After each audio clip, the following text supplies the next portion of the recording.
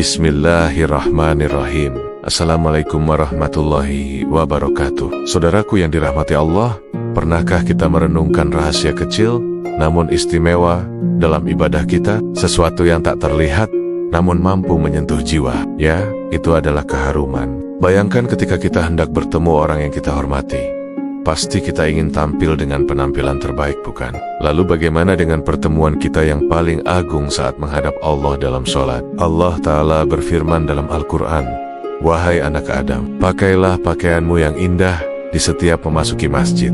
Subhanallah, ayat ini bukan hanya berbicara tentang pakaian yang menutup aurat, tapi juga mengajarkan kita tentang keindahan dalam beribadah. Nabi Muhammad SAW sangat mencintai wewangian. Dalam sebuah hadis yang diriwayatkan oleh Muslim, beliau bersabda, "Barang siapa ditawari wewangian, janganlah ia menolaknya, karena wewangian itu ringan di bawah, harum baunya." Rasulullah bahkan menjadikan wewangian sebagai salah satu dari 3 hal yang dicintainya dari dunia, bersama dengan wanita saleha dan salat sebagai penyejuk mata beliau.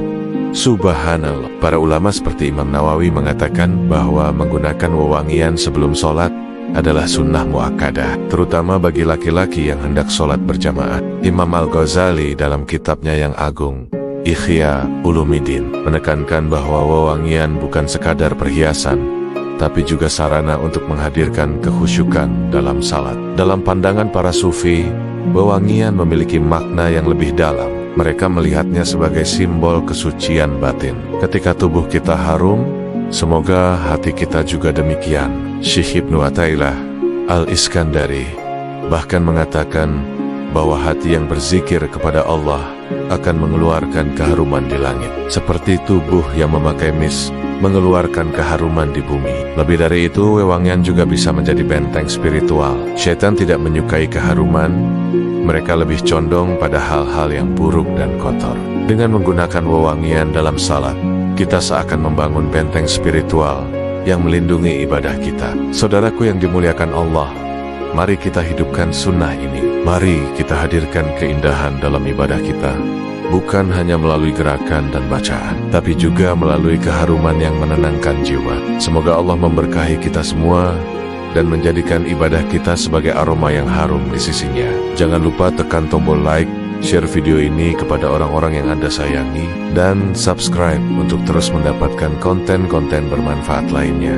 Semoga menjadi amal jariah untuk kita semua. Wassalamualaikum warahmatullahi wabarakatuh. Bismillahirrahmanirrahim. Assalamualaikum warahmatullahi wabarakatuh. Tahukah Anda mengapa Rasulullah selalu tercium harum? Bahkan para sahabat bisa mengenali jejak beliau hanya dari wanginya yang semerbak. Ya, Rasulullah sangat mencintai wewangian, terutama misk. Rumah beliau selalu dipenuhi aroma yang menyenangkan. Mari kita simak kisah yang menarik dari Hasan Al-Basri. Beliau pernah berkata bahwa seseorang yang sholat dengan bau badan yang kurang sedap tidak hanya mengganggu jamaah, tetapi juga para malaikat. Sebaliknya, mereka yang sholat dengan wewangian justru membawa kebahagiaan bagi manusia dan malaikat. Sungguh menginspirasi kisah seorang sufi dari Baghdad. Meski tak mampu membeli misk yang mahal, dia berdoa kepada Allah, "Ya Allah, jadikanlah hatiku misk yang harum dengan dizikirmu." Subhanallah, setiap kali berzikir, dia merasakan keharuman dalam hatinya. Mengapa menggunakan wewangian dalam salat begitu istimewa? Pertama, ini adalah sunnah yang dicintai Allah dan Rasul-Nya. Kedua, aroma harum membantu kita mencapai kekhusyukan yang lebih dalam. Ketiga, para malaikat akan bersaksi atas keindahan ibadah kita. Bayangkan saat Anda berwudu, mengenakan pakaian terbaik, lalu menyapukan wewangian. Ketika berdiri untuk salat, bukan hanya bacaan yang naik ke langit, tetapi juga aroma keikhlasan dan sunnah yang Anda hidupkan. Saudaraku yang dimuliakan Allah, wewangian dalam salat bukan sekadar tentang aroma tubuh. Ini adalah adab para ulama dan rahasia para sufi. Ini cara kita menghormati sholat dan menyenangkan para malaikat.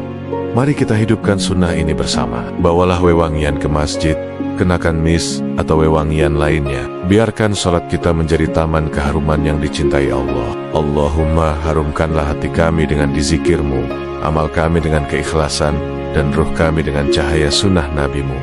Wassalamualaikum warahmatullahi wabarakatuh. Jangan lupa dukung channel ini dengan like, share, dan subscribe. Niatkan sebagai ibadah agar menjadi amal jariah yang diterima Allah. Amin ya robbal alamin.